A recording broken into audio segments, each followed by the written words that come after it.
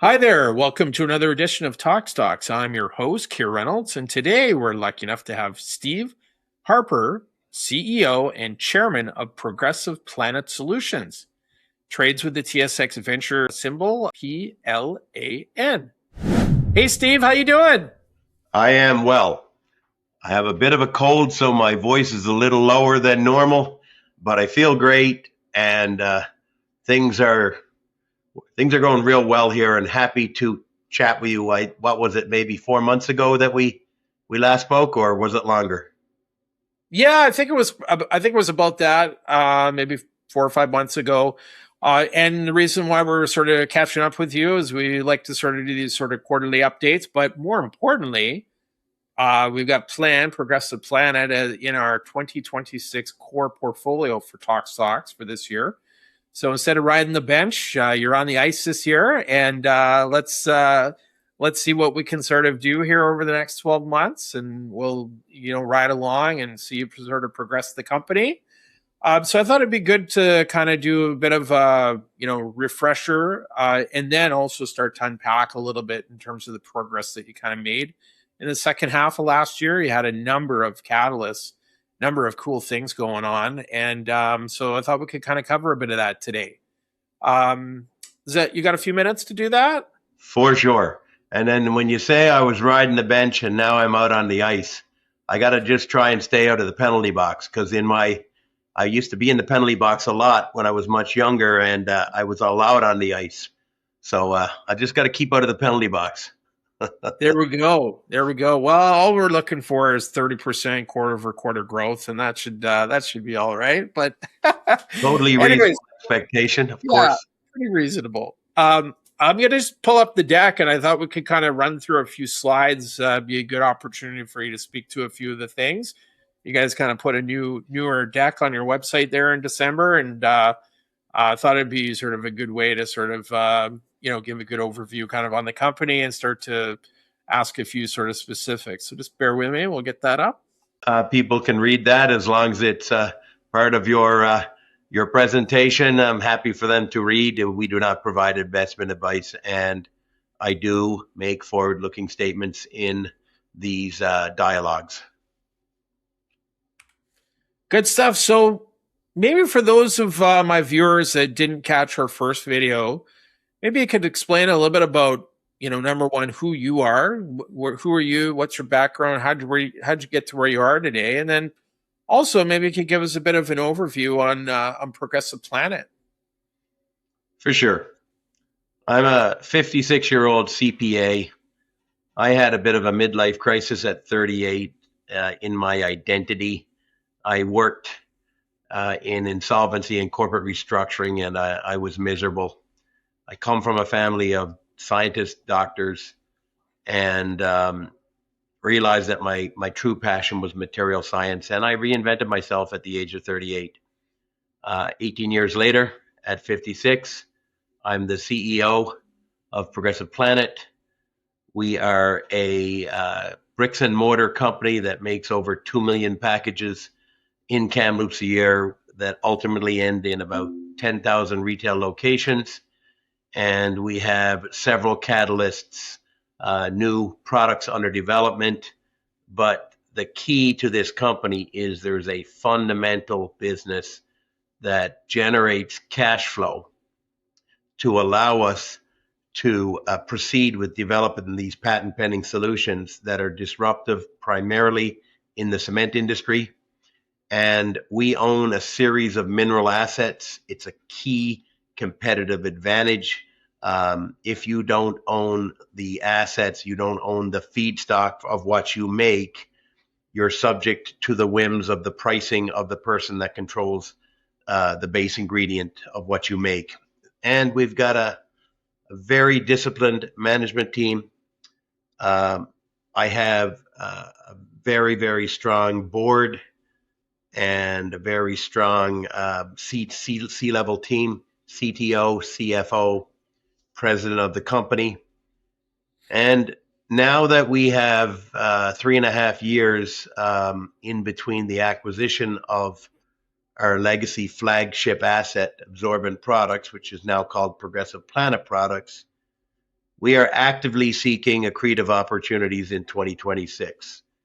If I want to be more clear, we are looking for our next acquisition, and we do wish to stick to our knitting. We will be looking for companies where we can see 1 + 1 = 3 in our own industry or similar industries. Excellent. And I've had a chance to come out there and see you guys. It's a real business. Approximately, if you were to include all the full-time sort of staff and part-timers that sort of work on premises, how many people do you guys employ these days? Approximately 60. And I will say, if you came here today versus the last time, maybe I think it was almost a year ago, you would not recognize this place today. New robots, the PozGlass phase 1 is near completion. New steel structure in behind our building. You wouldn't recognize the place from a year ago. And I do extend an invitation for you to come at your leisure and have another facility tour. Well, just whenever it's going to be the coldest day of the year, that's, I think, when I came out there last time in the winter. But anyways, I'd love to come back and sort of see the progress that you guys have made, and love to unpack a little bit more about PozGlass and the cement side of the industry, which was something that we could only really sort of talk about, but you guys have broken ground on your pilot facility and stuff like that. So we'll get into that. But I guess maybe you could explain for the folks, your business is kind of split into kind of two main sort of like pillars of the business. You've got your sort of legacy or existing kind of business, the absorbent sort of products. But why don't you break it down for everybody exactly sort of what the business segments are today? For sure.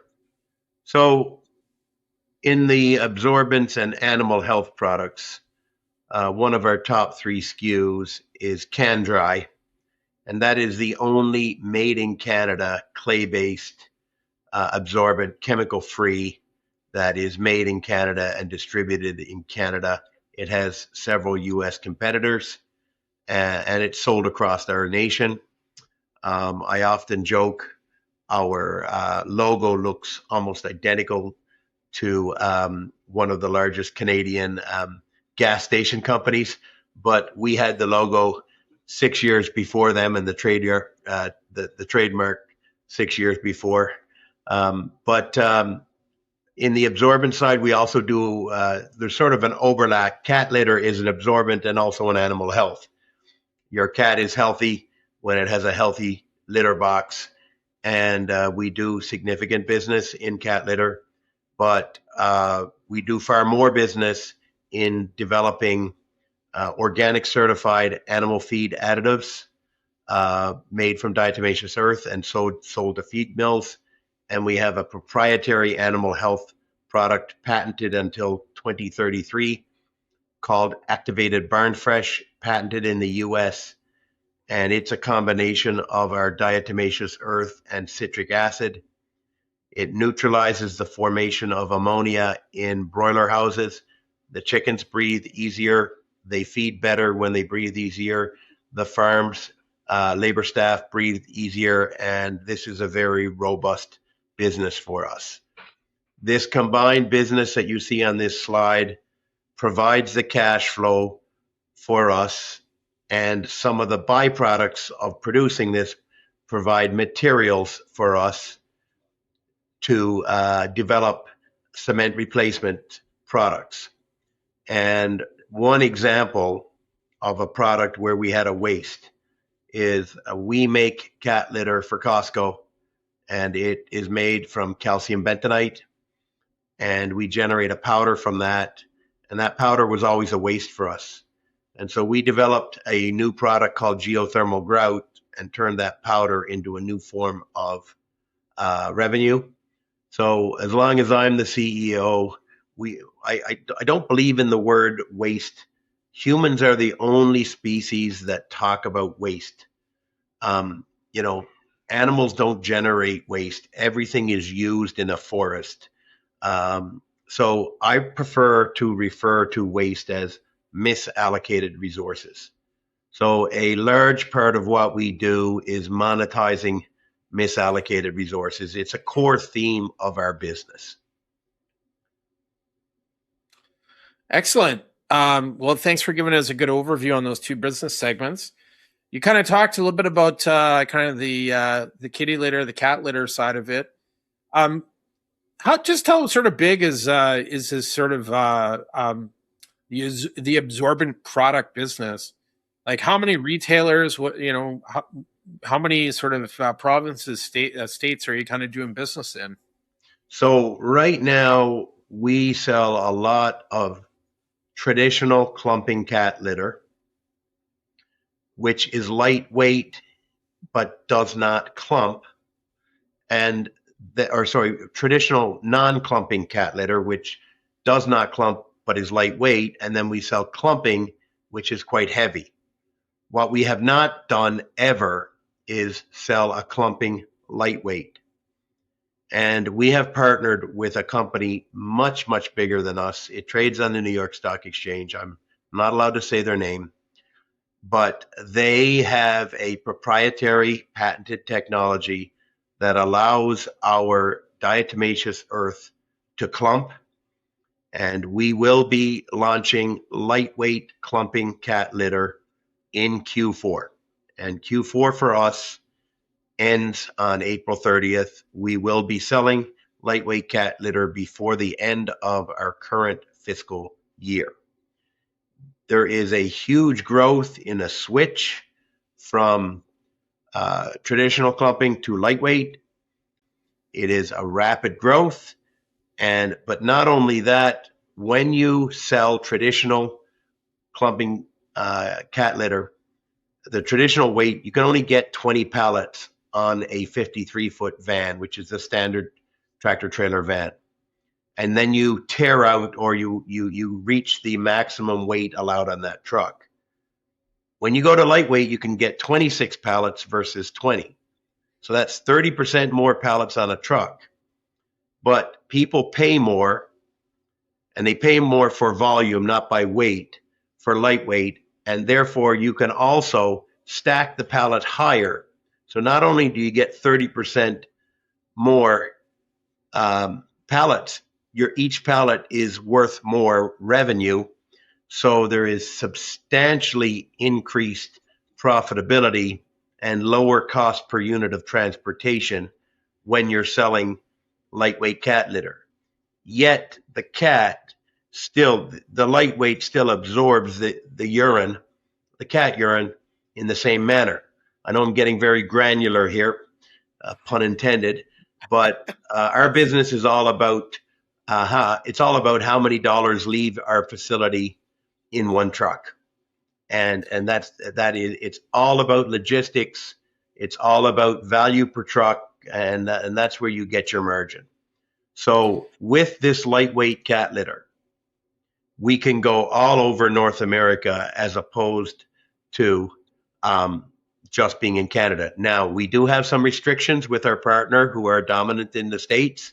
So we don't have a free-for-all, but we have very favorable terms in Canada, and we are looking at international markets as well. But it is a big deal for us to enter the lightweight cat litter, and we see this as incremental revenue.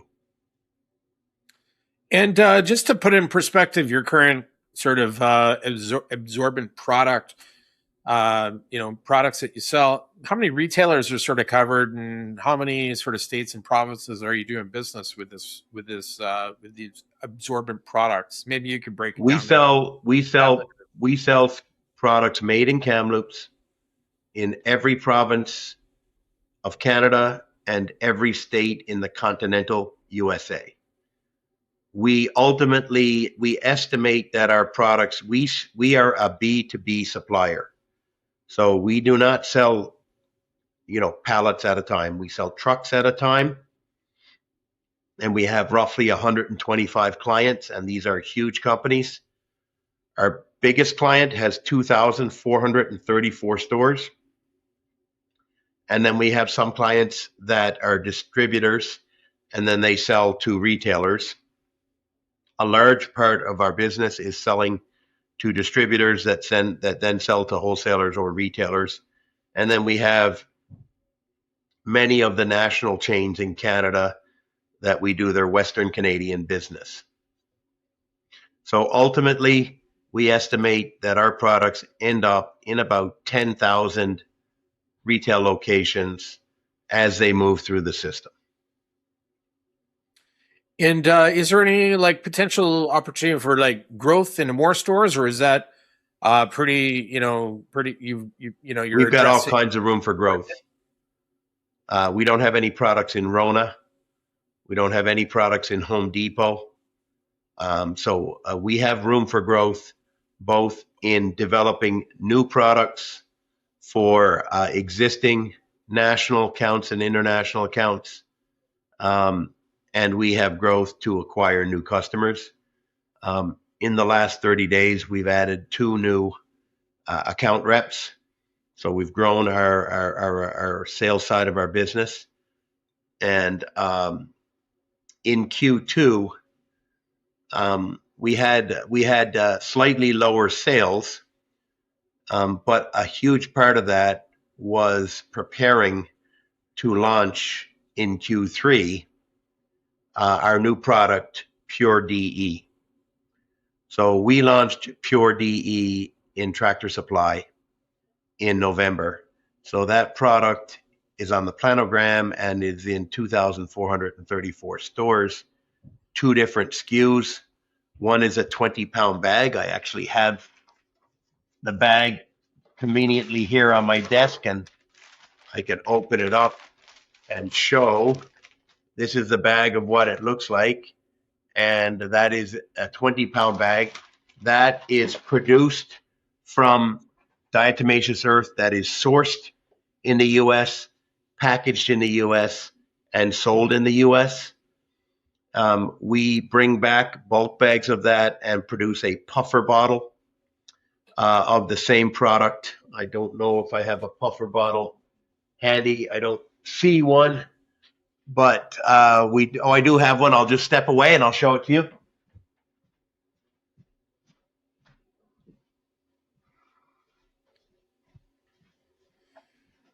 So if I hold this up, you'll see I'm holding in my hand. This is a puffer bottle, and we've sold many thousands of those to Tractor Supply in Q3. But we had to get the new packaging. We had to get the new, we had to reconfigure multiple lines.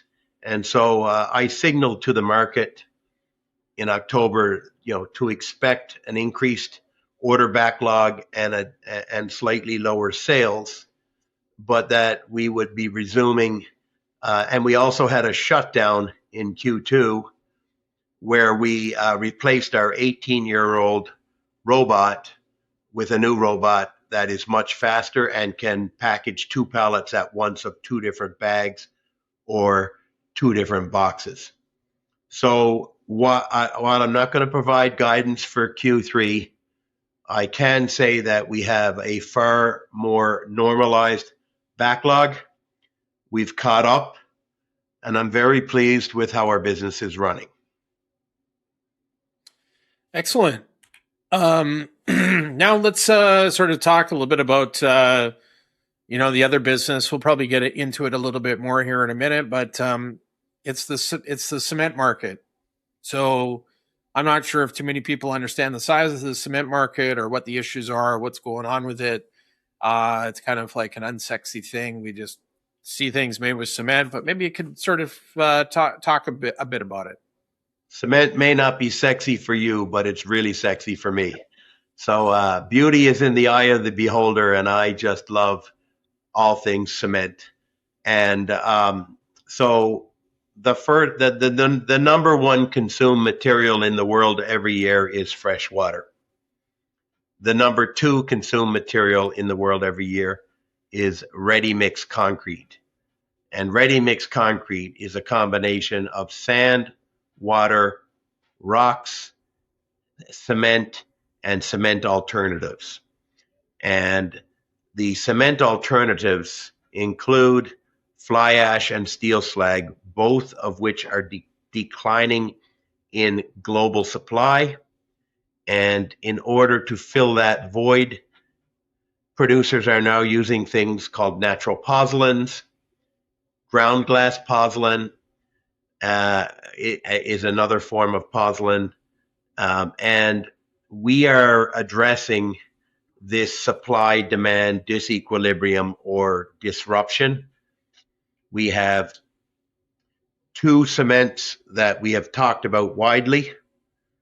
We have a third cement under development, and we are very active in our lab on developing this Gladiator, our second cement, and developing a third cement. But PozGlass now is moving towards commercialization with the construction of our PozGlass facility, for which we were awarded up to $5.7 million in grants from two levels of government in Canada, and we're very grateful for that support. So you see the size of the market, $15 billion in 2025, expected to grow to $19 billion combined market by 2029. The market is huge. So, fly ash and pozzolan currently are blended at 20%. Industry is seeking to move to replace 40 and even 50% of traditional Portland. So not only do you have growth in the size of the industry, but you have a rotation in the percentage of each component, and industry, as they are looking to move to net zero by 2050, they're looking to pull every lever they can. And one of those levers is to use less Portland cement and more alternative cements, which have lower carbon footprints. And with our PozGlass pilot plant, one of the milestones that we were required to achieve is to procure a third-party LCA number, or life cycle assessment, which says how much carbon dioxide you create to make 1 metric ton of PozGlass. And we are very encouraged at the preliminary estimates. We do not have a final number yet because the pilot plant is not finished, and you can generate a final number once you have an operating pilot plant. But the third-party engineering firm has provided estimates of a number, and we will share that number at the appropriate time once the pilot plant is operational. But we are highly encouraged about the footprint of PozGlass, and Amrise has been an invaluable partner in that. They have been making cement for over 100 years, and the agreement that we have with them, all of the PozGlass that we make from this plant, they have to take up to 3,500 tons a year. So long term, our plan is to license out and put PozGlass plants next to cement kilns or adjacent to them, and we don't foresee capital costs after funding the pilot plant. And there's 2,600 cement kilns globally outside of China. So I do post very regular updates on LinkedIn, video updates of the construction of the pilot plant multiple times a week. If any of your audience wants to see numerous videos of the plant under construction, they can find it at Progressive Planet's LinkedIn page or my personal LinkedIn page. You can see numerous videos of the construction of the pilot plant. And when do you think the pilot plant will be done? So we have a phase 1 and a phase 2, and we are anticipating to be functional by the end of March of this year on phase 1, which generates a clean glass powder. Phase 2, we're looking at November of this year, and that is producing a PozGlass cement from that dry powder. The process of producing PozGlass from dry powder is a wet process, and all of our intellectual property is around this wet process. And we have a favorable opinion from the International Patent Office on the novelty of wet grinding of the glass. And so phase one in short order, and again, people can see that on video. And phase two, our intended target date is November of 2026 to be producing PozGlass powder. And so in order for you to get your certification that Amrise is looking for, that's contingent upon phase two being completed? We did a historic pour on November 19th. So phase two, the full scale production is scheduled, but we built a temporary plant, and some of your audience are going to be too young to understand this when I say this name as a verb, but we MacGyvered it. So we built a plant. We bought a used filter press. We wet ground, filtered, dried, and produced 1 metric ton of PozGlass powder. And then we took most of that, put it into a ready mix cement mix in partnership with a affiliate of Lafarge, who are now Amrise. They're now called Amrise in Canada. And the truck came to our site, and we poured 6 cubic meters of ready mix concrete that contained 20% substitution of Portland cement for PozGlass. So we have successfully produced a commercial amount, but it was with a temporary plant, and we actually poured internal foundations for the new plant with PozGlass, and it was all shot on video professionally, and that's on our website. Excellent. Sounds good. Thanks for giving us a run through. So I think you kind of touched on this a little earlier, but you mentioned about this Gladiator. It's another supplementary cementing material. Maybe you could explain a little bit about that. Absolutely. There are not enough tons of waste glass in the world to replace all the fly ash and steel slag that is no longer being produced as coal-fired power plants are shut down, and the manufacturing process for making steel moves from the traditional process to electric arc furnace and to using hydrogen to make steel. As a result, we wanted to make a cement, where it contained glass, but contained other materials so it could have the benefits of glass.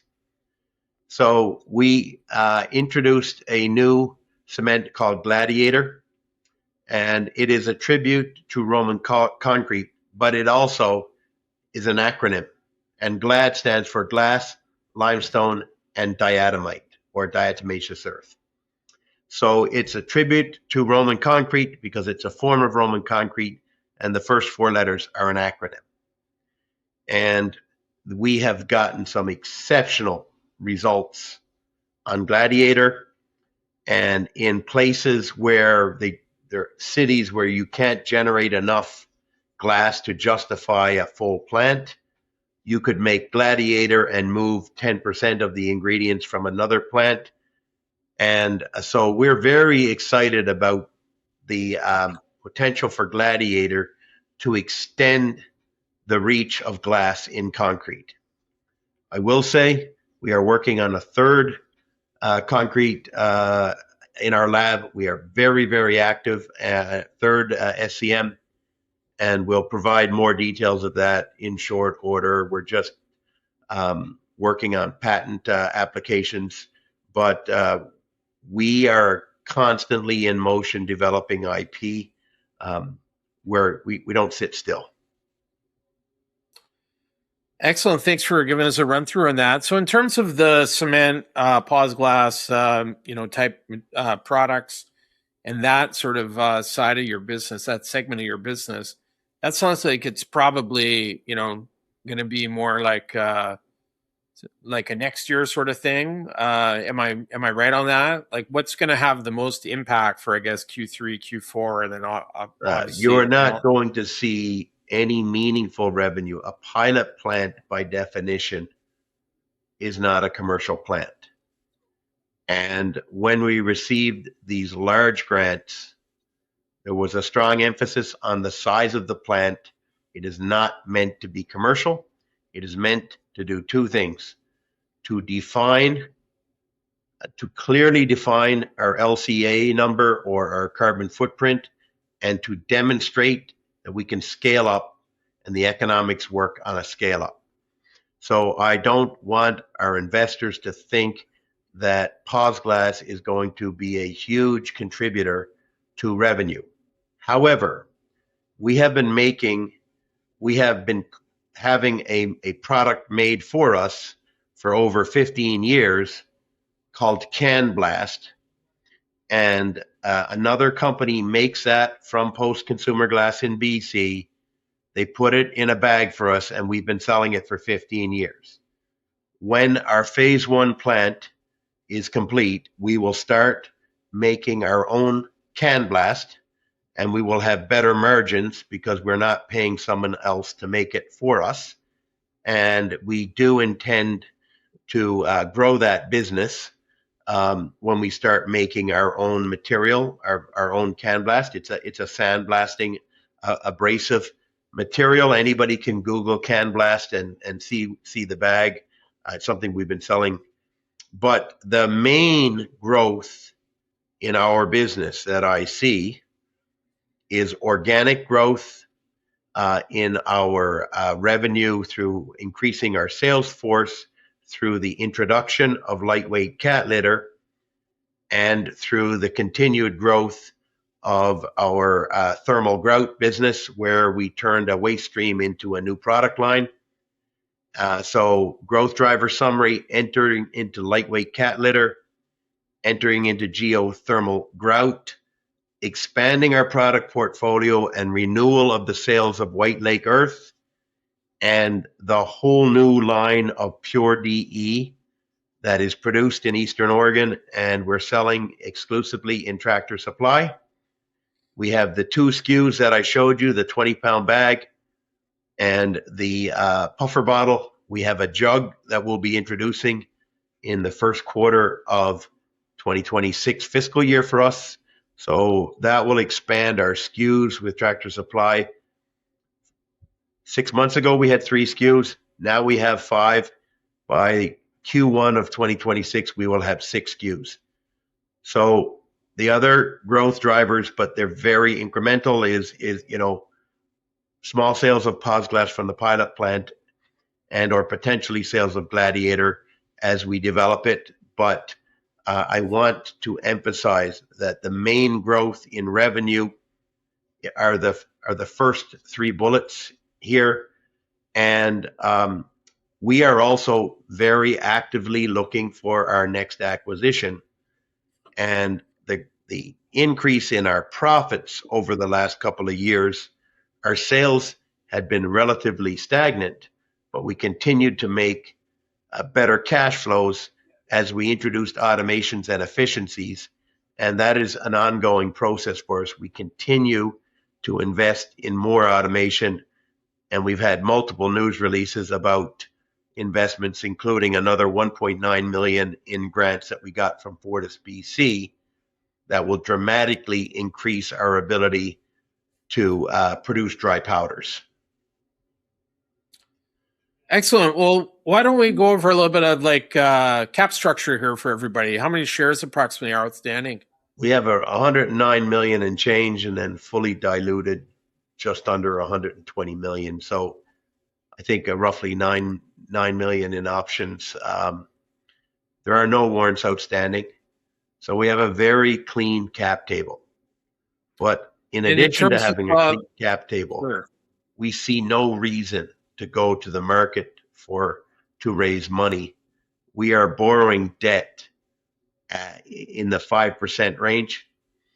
So our cost of capital, excuse me, is exceptionally cheap because of the how we cleaned up our balance sheet. And you've seen for yourself the operational cash flow that we generate on a regular basis. So we are not looking to raise money. We have no interest whatsoever in a financing. And on the contrary, we are looking to deploy capital in an accretive acquisition if we can find one. And what's the insider ownership?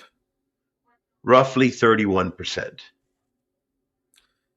Excellent. And in terms of like, are you going to be like a net profitable business this year, do you think? Or like how should investors sort of consider this? Are you guys still sort of a rapidly growing company that will look at profitability later, or is it now time for the company to start thinking about becoming profitable? What do you want to be, profitable or more growth oriented?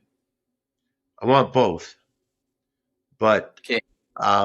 when I say that, I don't say it flippantly. We will deploy capital in a fiscally responsible manner in R&D to enable us to generate new products. I do want to talk about a massive change in the corporate tax situation for Canadian public companies with respect to research.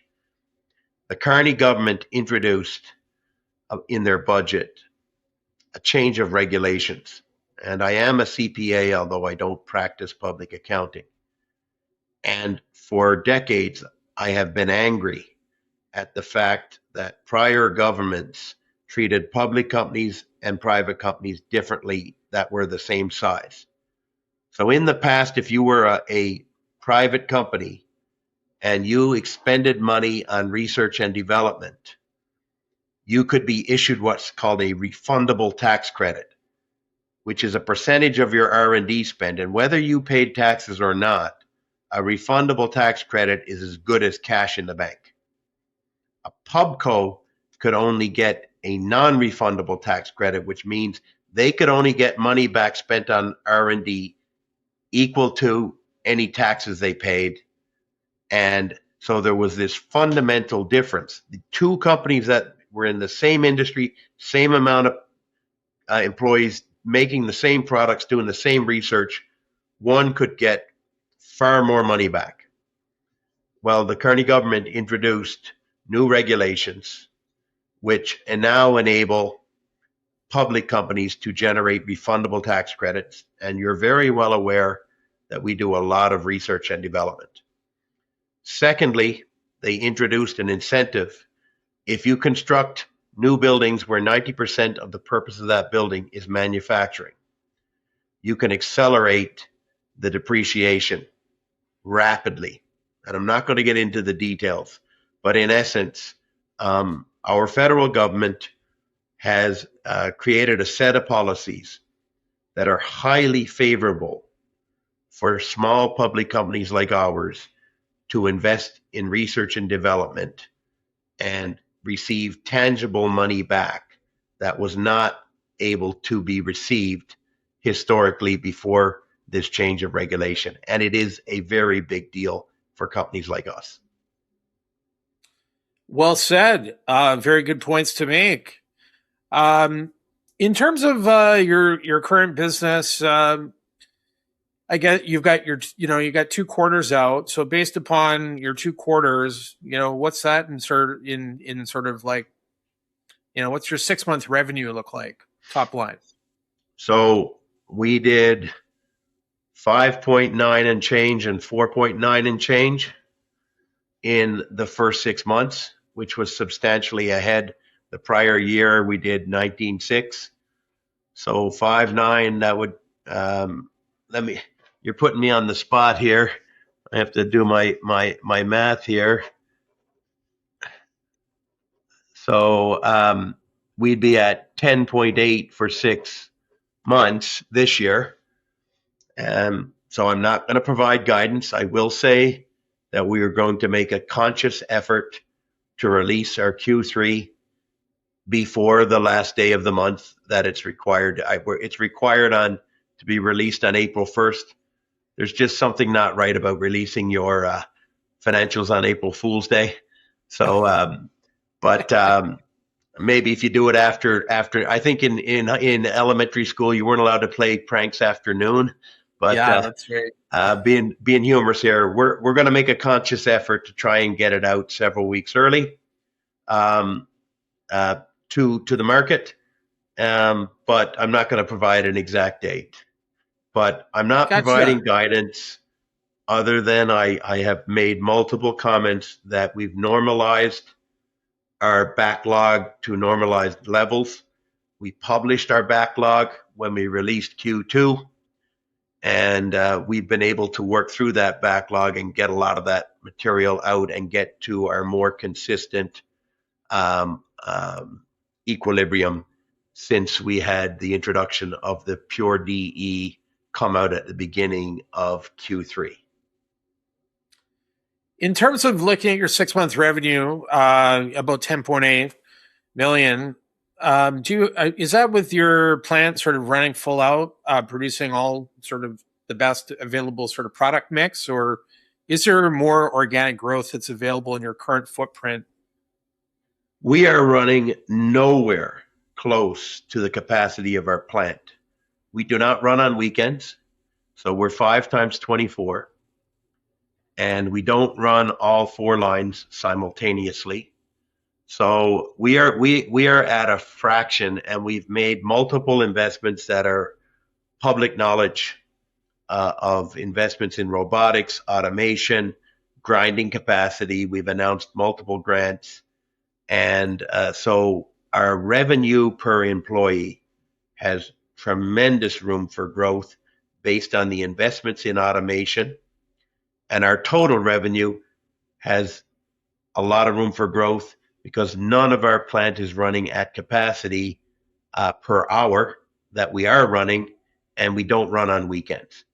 So we've made significant investment that has been publicly announced, has been budgeted, approved by our board, and all of these projects are underway. I've discussed multiple times in the past that we've ordered an automated bag filling machine for our second busiest line, our valve pack. So this bag here, it actually has a valve. So you stick it in, you fill it, and it fills up. So that's a valve pack paper bag. Those are manually all filled by hand today. We invested in a machine. It won't arrive here until March that will completely automate. And we have 2 people right now that take this bag, open it up, open it like this, and put it into a spout. Wait, and when it's filled, take it off and manually stack it on a pallet on our second biggest line. With the new robot that's already integrated and with the new automated valve pack line, that operator only has to put bags into the system, and the system does everything. So no manual stacking, no holding it while it's filling, and it will fill more bags per minute than an operator can. And none of our staff enjoy lifting 20 and 40 pound bags all day. So when we eliminate those jobs, they create new jobs for new operational jobs, new jobs in repairing robots, new jobs for millwright apprentices.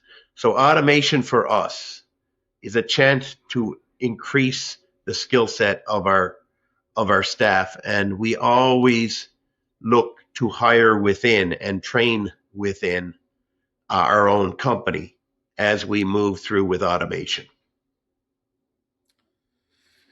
Excellent. Well, I think that's probably pretty good. Maybe just to reiterate, what are a couple of catalysts that investors should watch out for over the next sort of 6 months?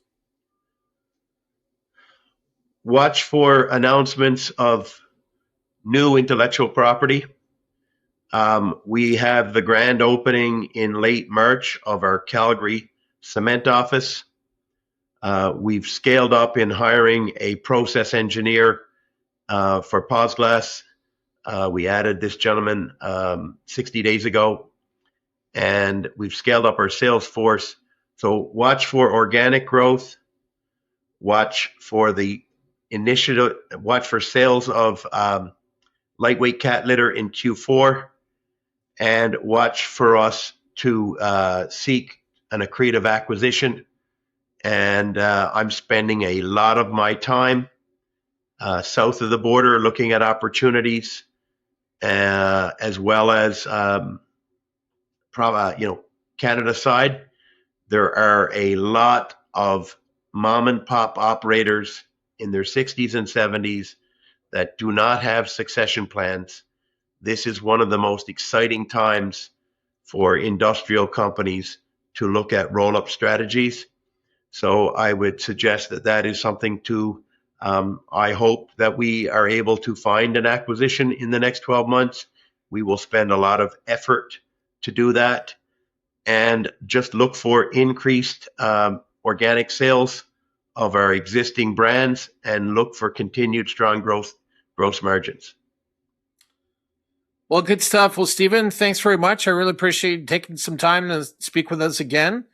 We'll look to sort of catch up with you again once you get your next quarterly financials out. You just had your Q2 out in December, so it'll be a couple of months for us before we. Well, no, it's April 1st. It's not that far away. We're January 21st right now. There's only 28 days in February. We're not that far. We've got 10 days left in the quarter, and then we are going to make an effort to get our earnings out early. Several of our C-level staff have booked some holidays in March, so I'm not making a date, but we're going to work real hard to get them out as early as practical. Well, excellent. Well, it sounds like we'll be speaking again then very soon. I really appreciate the time. You gave us a good run through on the business, on the products, on different divisions, what's going to be the biggest revenue impactor near term, and some of the other blue sky opportunities that you're working on. Really exciting to hear all of that, and look forward to watching you progress. So I'd love to get you out here in the next 30 days. You won't recognize this place, and I'll even let you buy me lunch after the tour. Sounds great. I look forward to it. I'll take you up on that, and you absolutely. We'll book a time. Thanks, Stephen. Thank you, Keir, and to all of your audience. Grateful for your attention, and if you've invested in us, we're grateful that you've trusted us with some of your hard-earned capital. Excellent. Thank you.